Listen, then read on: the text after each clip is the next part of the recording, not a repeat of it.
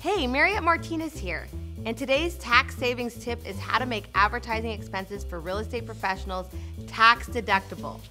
First, when saying deductible, we always want to start with the first requirement.